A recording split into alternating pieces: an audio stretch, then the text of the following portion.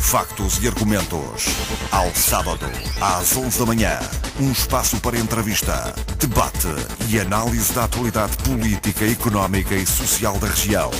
Factos e argumentos. A atualidade regional no fim de semana da Antena 1 Madeira. Bom dia, as eleições presidenciais são em janeiro do próximo ano, mas o tema é dos que mais se fala na política portuguesa, mesmo com legislativas nacionais no horizonte a 4 de outubro. Na corrida está António Sampaio do Novo, professor universitário e antigo reitor da Universidade de Lisboa, que na passagem pela Madeira o candidato aceitou o convite da Antena 1 e está aqui no Factos e Argumentos de hoje. Professor Sampaio do Novo, bem-vindo à Antena 1 Madeira. Muito obrigado. Fez ou está esta passagem pelo Funchal, pela Madeira, permitiu-lhe conhecer um pouco melhor a nossa realidade, mas já conhecia certamente a região. Qual é a principal mensagem que tem para os madeirenses? Eu acho que nós temos para os madeirenses como para os portugueses, e agradeço este convite para estar aqui presente e para falar aos madeirenses, uma mensagem de esperança. A minha candidatura é uma candidatura que é feita em nome da esperança, feita em nome de um tempo novo para Portugal, em nome de um princípio de esperança que é construído não com nenhuma ilusão, mas com um raciocínio objetivo e concreto de que Portugal, incluindo a Madeira obviamente, tem tudo para ser um país de referência no século XXI, tem tudo para que nas próximas décadas possamos dar um salto importante do ponto de vista do desenvolvimento, do ponto de vista do progresso, do ponto de vista de nos situarmos numa dinâmica de progresso e desenvolvimento do século XXI. É em nome disso que é feita a candidatura, são essas vozes, é essa esperança, é essa capacidade de pensar o futuro e de concretizar o futuro que eu tenho levado ao país inteiro e também aqui à Madeira. Mas há sempre, e no caso concreto das regiões autónomas e sobretudo talvez nas regiões autónomas, uma lógica regional nas mensagens. Há alguma adaptação, algo em concreto daquilo que tem ouvido, daquilo que lhe tem transmitido nesta viagem? Há uma percepção muito forte que a questão da autonomia regional é qualquer coisa que entrou naturalmente na nossa vida política, na nossa vida nacional, tanto no continente como na Madeira. Portanto, hoje não está em causa. Que não está em causa, que é um adquirido que hoje não está em causa, mas que é um adquirido que obviamente tem que continuar a trabalhar-se por ele, tem que continuar a evoluir de uma forma normal, de uma forma natural, podendo encontrar-se dinâmicas de aprofundamento desses processos de decisão e de autonomia no plano regional. O que é verdade para a Madeira é verdade num outro plano para todo o território nacional, seja na descentralização, seja na valorização do poder local, seja na valorização de uma dinâmica de regionalização. Portugal precisa de se reorganizar a partir de uma maior proximidade de decisão. Eu sou um presidente da proximidade, da presença, e valorizo muito do que sejam dinâmicas de proximidade na decisão, seja no plano local, seja no plano regional. É verdade que o Presidente da República não interfere no eventual processo de revisão constitucional que leva ao aprofundamento da autonomia, mas o Sr. Professor já se manifestou a favor de mais autonomia, mas ainda não o ouvi concretizar em quê? Em que é que, do seu ponto de vista, fazia sentido as regiões autónomas terem mais autonomia ou uma autonomia diferente, por exemplo? Não é uma matéria sobre a qual eu me deva pronunciar em concreto. Eu tenho que ter muito cuidado, não é, nesta candidatura presidencial para não me pronunciar sobre questões concretas como essas que me coloca e que, obviamente, não são do foro nem da competência de um Presidente da República. Mas são do pensamento do candidato. São do pensamento do candidato, ou neste caso do candidato. Exatamente. E nesse sentido, é nesse sentido que eu julgo que eu tenho um dever de palavra e de chamar a atenção para certas dinâmicas, e nesse chamar a atenção vai também o chamar a atenção para a necessidade da autonomia regional ir sendo aprofundada à medida e na medida em que isso seja útil para determinadas realidades. Mas o senhor veria com bons olhos, há quem defenda uma autonomia quase até ao ponto de Portugal se tornar quase um Estado federal, em que a defesa era comum apenas a soberania, os órgãos de soberania, mas tudo o resto era decidido regionalmente. Não defendo. Eu julgo que o nosso enquadramento constitucional, no essencial e no fundamental, é um enquadramento constitucional que permite formas de autonomia que são úteis, desejáveis, que é preciso muitas vezes, é um problema da prática, é um problema da concretização, é um problema dos meios e das condições para poder concretizar essa autonomia, muito mais que as questões do enquadramento constitucional.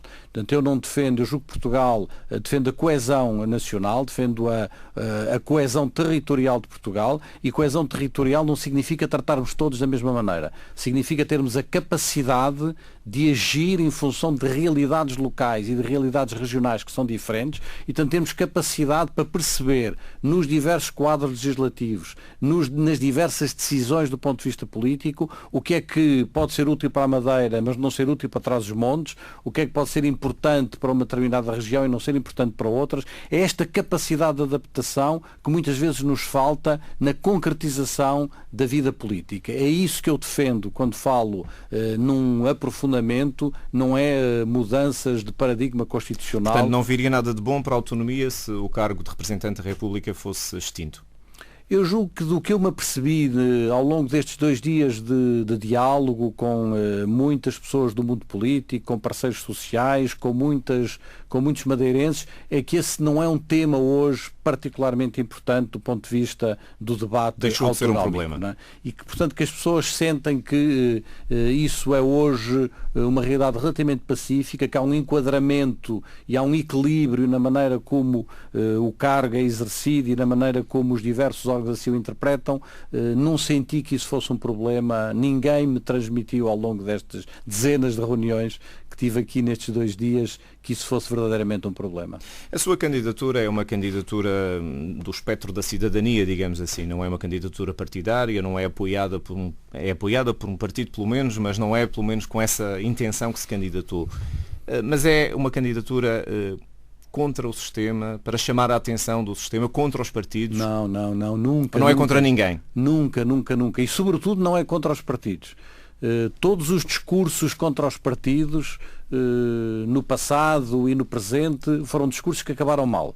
Foram discursos populistas, foram discursos demagógicos, foram discursos em que facilmente as pessoas aderem a um conjunto, isto é tudo, os políticos são todos corruptos, isto é tudo uma série de gente sem escrúpulos, etc. Nunca me ouviram fazer esse discurso. Porque esse discurso acabou sempre mal na história. Acabou sempre em ditaduras, acabou sempre em regimes autoritários, acabou sempre em tudo aquilo que eu detesto e que eu julgo que não é bom para a democracia, não é bom para Portugal, não é bom para a Europa, não é bom para o mundo.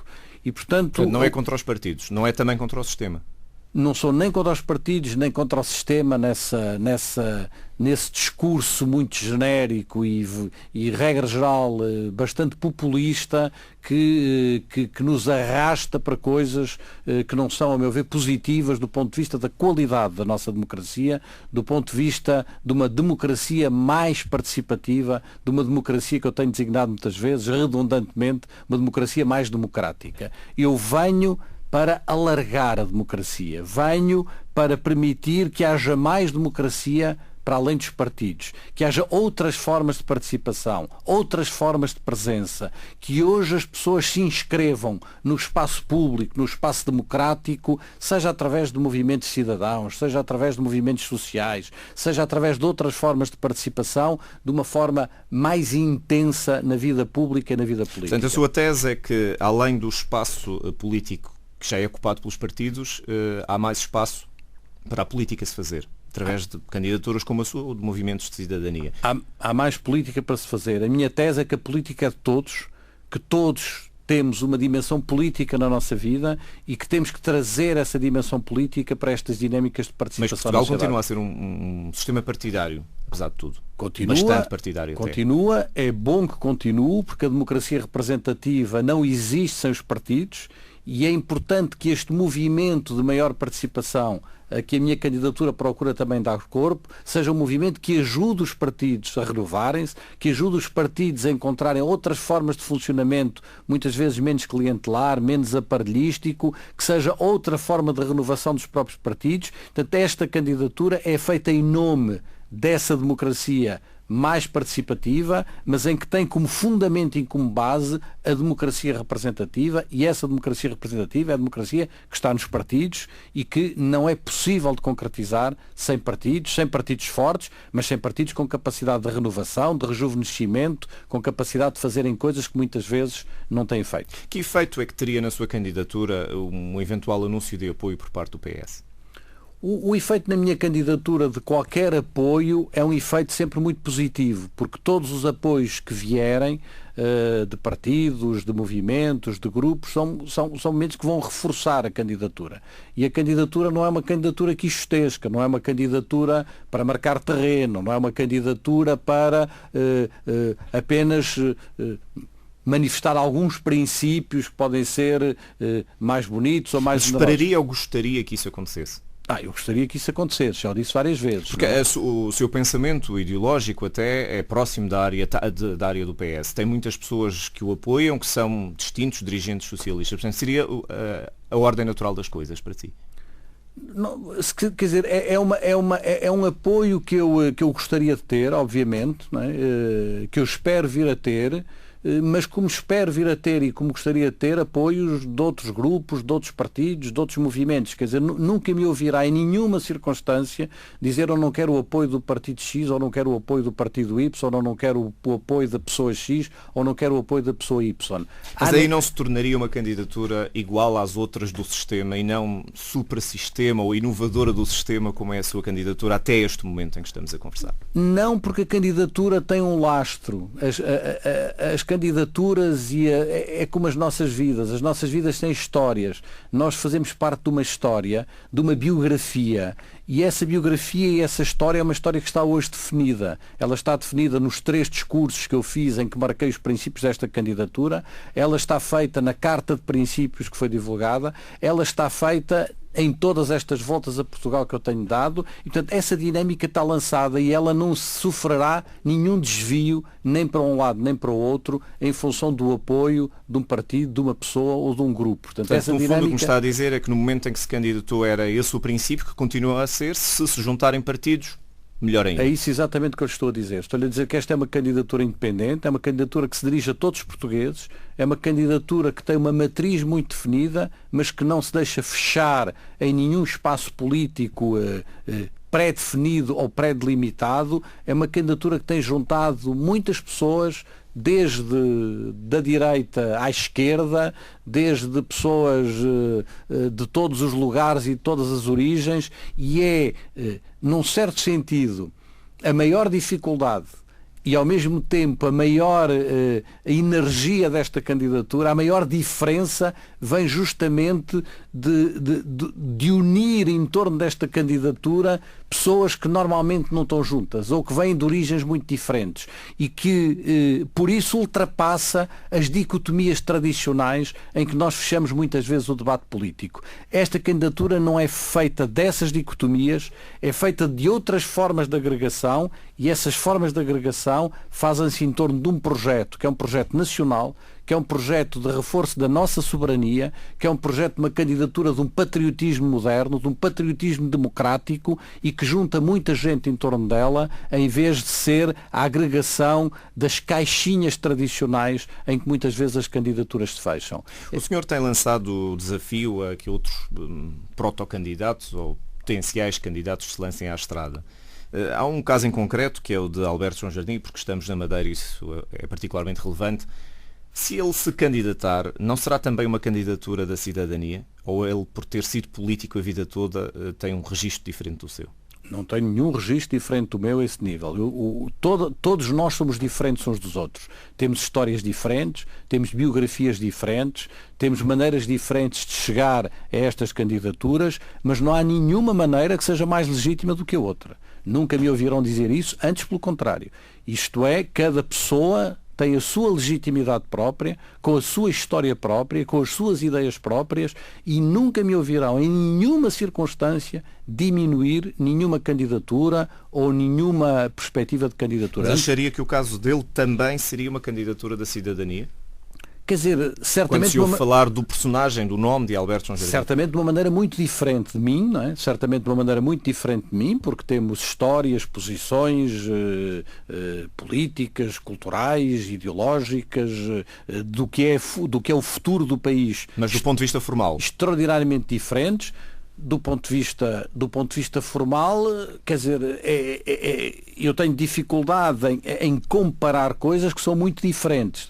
Agora, o que quero dizer, e quero dizer isso com toda a clareza, é que a legitimidade das candidaturas não é nem mais diminuída, nem menos diminuída para as pessoas virem ou não virem de partidos. Aquilo que eu disse há pouco sobre os partidos, mutatis mutandis, é aquilo que eu digo sobre os candidatos. Eu não me sinto menos, não é, por não vir de um partido, mas também não me sinto mais, não é? Sinto-me com igual legitimidade de trazer ao debate democrático as minhas ideias, as minhas propostas, de as submeter aos portugueses. Professor Sampaio da Nova, falamos um pouco da realidade que se aproxima. Estamos a aproximar-nos de umas eleições legislativas que provavelmente serão as que terão mais partidos a concorrer em Portugal. Há quem diga que isso é um sinal de vitalidade da democracia, mas há quem diga também que é um sinal de crise. Mas é certamente uma dificuldade, ou poderá ser uma dificuldade para o Presidente da República. O senhor, se for eleito, poderá um dia ter de se confrontar com uma situação destas, que é de não haver maiorias, que é de haver uma fragmentação bastante grande do espectro político. Nós vivemos certamente eu acho que aquilo que acabou de dizer é rigorosamente verdade. Isto é, podemos olhar para essa realidade como uma realidade de crise, e é. Julgo que todos nós reconhecemos hoje que há uma crise na forma como a democracia tem sido exercida em Portugal e a necessidade de uma renovação democrática em Portugal, mas é ao mesmo tempo um sinal de que há muita gente a organizar-se, que há muita gente com novas ideias, que há partidos com novas propostas, e isso em si traz uma carga positiva e pode trazer uma carga de renovação ao sistema. Justamente toca num ponto central da minha candidatura. E o ponto central da minha candidatura é que se há uma característica que me define ao longo da minha vida e da minha história, é a capacidade de falar com pessoas muito diferentes e de conseguir construir compromissos entre pessoas muito diferentes. Foi isso que eu treinei toda a minha vida, foi isso que eu pratiquei toda a minha vida, foi isso que fiz nos diversos lugares que ocupei.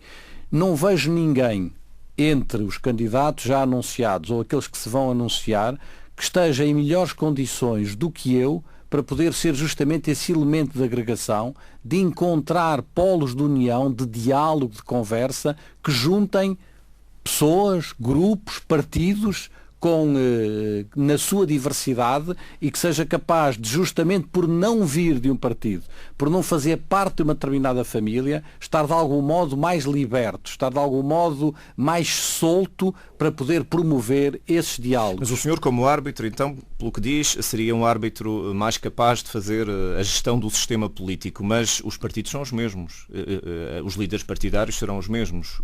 O que é que acha que o senhor teria a capacidade de ser diferente num entendimento que não existe, por exemplo, entre Pedro Passos Coelho e António Costa?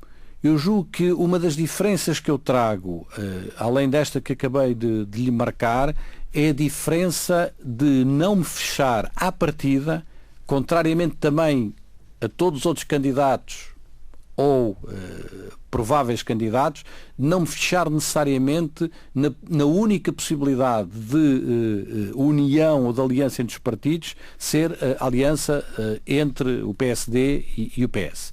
Eu julgo que pode haver outras alianças no sistema político português, pode haver outras formas de união, sem descurar também a possibilidade desta, mas justamente o que me caracteriza é que eu não pré-defino, não condiciono à partida uma futura atuação do Presidente da República a um determinado modelo. Não há para si a ideia do arco da governação? Não há para mim a ideia do arco da governação, não há para mim a ideia do Bloco Central, isto é, não há para mim a ideia de que só há essa alternativa e de que Portugal não é governável fora dessa alternativa. Eu julgo que dizer isto é antidemocrático, é excluir à partida um conjunto vasto de portugueses que não votam nestes partidos, e julgo que um Presidente da República deve estar totalmente livre para interpretar os resultados das eleições e poder, em função da interpretação desses resultados, promover o tipo de alianças que respeite melhor a vontade dos portugueses. Mas preza a maioria?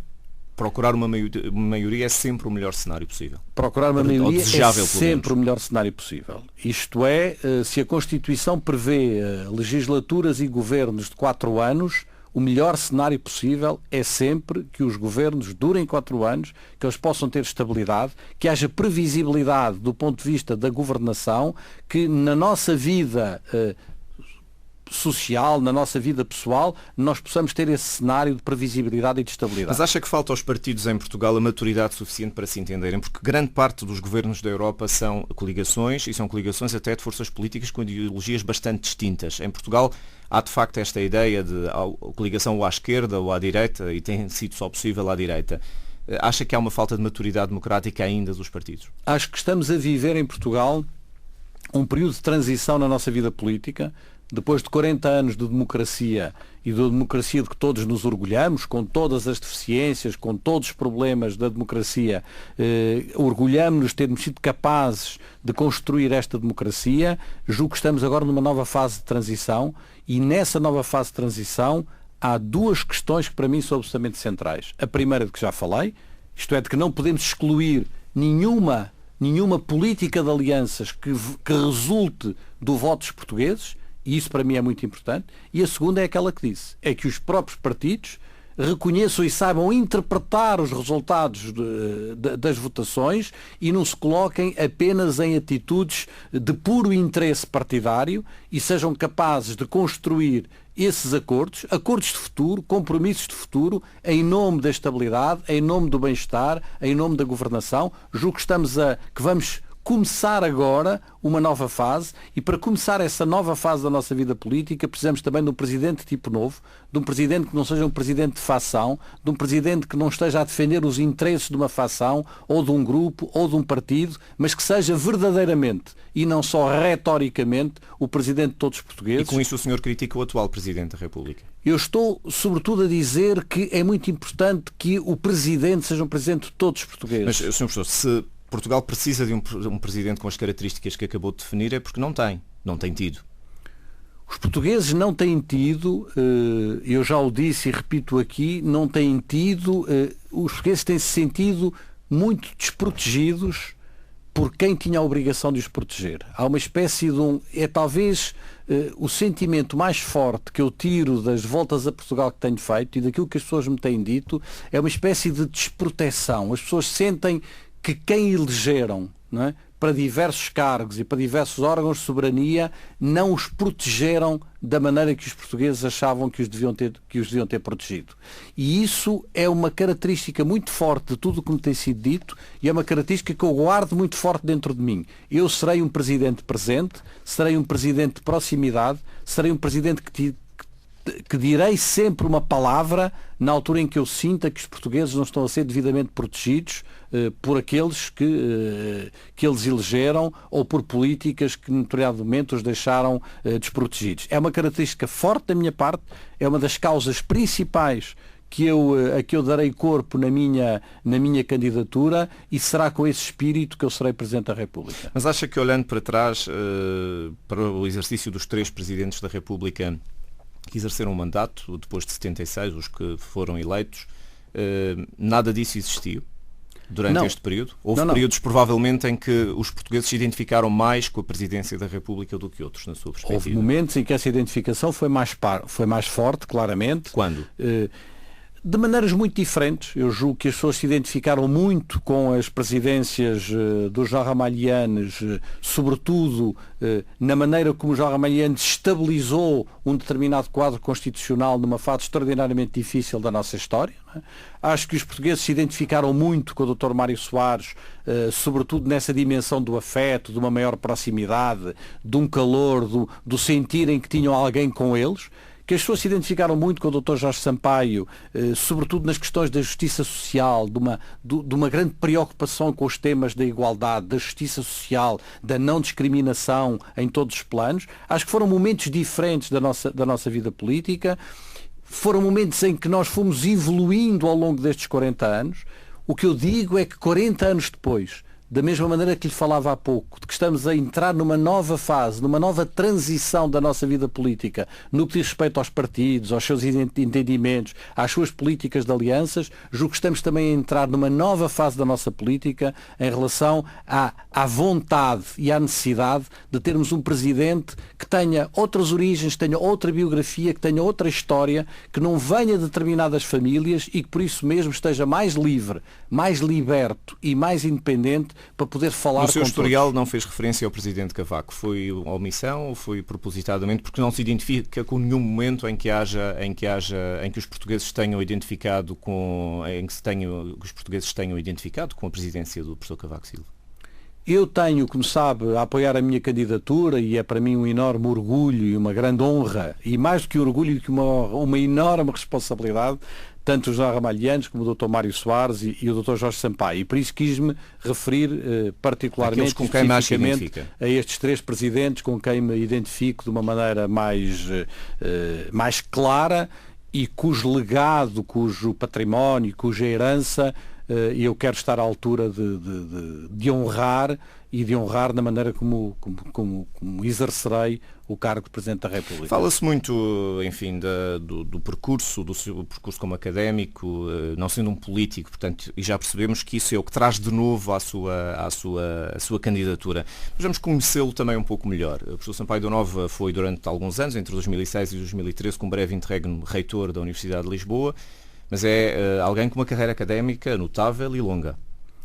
Sim, não houve interregno no exercício do meu mandato reitoral. Não é? O meu mandato reitoral houve um processo de renúncia ao cargo resultante da aplicação de uma nova legislação, mas nunca deixei de estar em funções. Não é? A minha vida caracterizou-se sobretudo por uma presença forte no que eu considero serem as grandes causas que fizeram o Portugal nos últimos 40 anos. Na causa da liberdade, na causa da democracia, na causa da defesa do bem público, na causa da escola pública pela qual tive tanto tempo, nas causas da cultura, nas causas do Estado Social, nas causas do alargamento dos direitos, das liberdades e das garantias e de um país mais moderno, mais aberto, de uma maior diversidade, nas causas do conhecimento, nas causas da ciência, do conhecimento científico, da cultura científica, que são verdadeiramente as causas mais importantes que nos trouxeram ao lugar onde nós estamos hoje e à possibilidade de sermos um país diferente e de um país moderno, e nessas diversas causas eu estive a partir não do lugar da política partidária, mas do lugar do cidadão, das instituições públicas, das escolas, das universidades. Foi esse o lugar que eu ocupei, sem nunca sentir, antes pelo contrário, que esse meu lugar fosse menos político do que o lugar da política partidária. O seu percurso de formação passou também por fora de Portugal. É verdade que o fez-se à Europa num Fiat 127. É verdade. É verdade que assim me fiz, que foi para mim muito importante o percurso que fiz no estrangeiro, nomeadamente na minha primeira formação em Genebra, que foi muito importante muitos momentos que eu passei em universidades no estrangeiro, que foi muito importante a formação que fiz doutoral em História na Sorbonne, em Paris, e que foi muito importante que isso tenha sido feito sempre em diálogo com uma grande presença em Portugal. Nunca deixei de estar em Portugal, de fazer um vai e vem entre essa dinâmica de internacionalização. E optou por voltar quando podia ter ficado lá em muitos desses sítios, podia ter ficado nos Estados Unidos, em França, na Suíça, por exemplo. E optou sempre por voltar. É importante que o país consiga captar essas pessoas, as que têm saído para formar-se lá fora, trazer ideias novas para que o país também evolua. É muito importante que haja o que eu julgo que esteve em grande parte da minha vida, da minha história, que é um ir e voltar, um não nos fecharmos cá dentro. Portugal precisa que os seus jovens saiam para o estrangeiro, precisa que os seus jovens vão para o estrangeiro, mas precisa que eles regressem também, que eles sintam que têm condições para fazer aqui as suas vidas pessoais, as suas vidas profissionais. Portugal precisa que muitos jovens estrangeiros de outros países venham para Portugal trabalhar, e felizmente temos hoje a possibilidade nas nossas universidades, na nossa ciência, de atrair muitos investigadores estrangeiros, e isso é extraordinariamente importante para nós, é de decisivo que esta mundividência, que esta capacidade de internacionalização esteja na nossa juventude, esteja nas nossas empresas, esteja nos nossos jovens, esteja nos nossos académicos, esteja em todo o lado na nossa vida. Mas isto não significa que nós não tenhamos que ter um projeto que eu tenho vindo a designar por soberano e patriótico. Precisamos de reforçar a nossa independência, não para nos fecharmos, mas para nos podermos relacionar melhor com os outros, para nos podermos relacionar melhor no mundo de globalização. A internacionalização começa-se por fazer dentro, reforçando o que está dentro, para sermos mais fortes e termos maiores capacidades adaptativas, maiores capacidades de abertura ao mundo internacional. Seja no conhecimento, seja na ciência, seja na empresa, seja no mundo económico, é esse o mundo do século XXI e é para esse mundo do século XXI que Portugal tem condições absolutamente excepcionais. Pelo conhecimento, pela qualidade dos nossos jovens, pela nossa situação geográfica, não é? Pela nossa capacidade de comunicar em várias línguas e também na língua portuguesa, que é um património fantástico que nós temos, pelo nosso mar e por tudo o nosso mar nos dá condições únicas no mundo do século XXI, Portugal tem tudo para ser um país moderno e desenvolvido. Portanto, no século para XXI. terminar, como começámos, Portugal tem razão para ter esperança. Portugal tem todas as razões para ter esperança se formos capazes de colar, de unir, de agregar estas diversas vontades, estas diversas energias, de abrir um tempo novo do ponto de vista da política em Portugal, certamente reforçando a presença dos partidos, mas dando mais política para além dos partidos, dando mais participação para além dos partidos, construindo outras formas de presença e de participação, como aquelas que esta candidatura procura trazer para a política e felizmente tem trazido já muita gente, muita diversidade, muitos lugares e também aqui na Madeira, onde em torno desta candidatura se estão a juntar pessoas extraordinárias, de muitas origens, de várias filiações, de partidos, de pessoas sem partidos. É isto que faz a força desta candidatura, é isto que vai fazer desta candidatura um projeto que é um projeto importante para eleger um Presidente da República, mas que sobretudo é um projeto importante para mudar Portugal. Professor Sampaio da Nova, muito obrigado por ter vindo aqui à Antena 1 Madeira. A entrevista com o candidato presidencial António Sampaio da Nova no Factos e Argumentos de hoje, que fica por aqui. Regressamos de hoje a 8 dias. Bom dia. Factos e Argumentos. Ao sábado, às 11 da manhã. Um espaço para entrevista, debate e análise da atualidade política, económica e social da região. Factos e Argumentos. A atualidade regional no fim de semana da Antena 1 Madeira.